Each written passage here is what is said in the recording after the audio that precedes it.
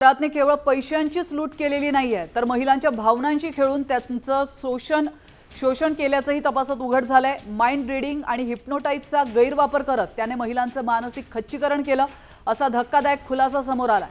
तू खूप सुंदर आहेस, तुझा पती तुला समजत नाही, अशा भावनिक जाळ्यात ओढून त्यानं अनेक महिलांना आपली शिकार बनवलंय। तर शोषणाचा आकडा सांगणं ही भोंदू खरातला कठीण जात असल्याची माहिती सूत्रांनी दिली आहे।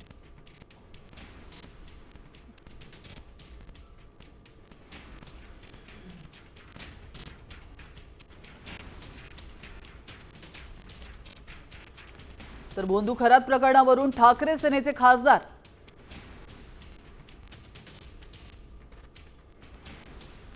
तर आपण पाहतोय महिलांना लक्ष खरातनं केलं होतं आणि महिलांचं मानसिक खच्चीकरण करून आणि इमोशनल ब्लॅकमेलिंगचा वापर करून या खरातनं या महिलांचं शोषण केल्याचं समोर आलंय। माइंड रीडिंगच्या नावाखाली भोंदू खरातनं निष्पाप महिलांची फसवणूक केली, हिप्नोटाइज करून महिलांचा विश्वास संपादन केला।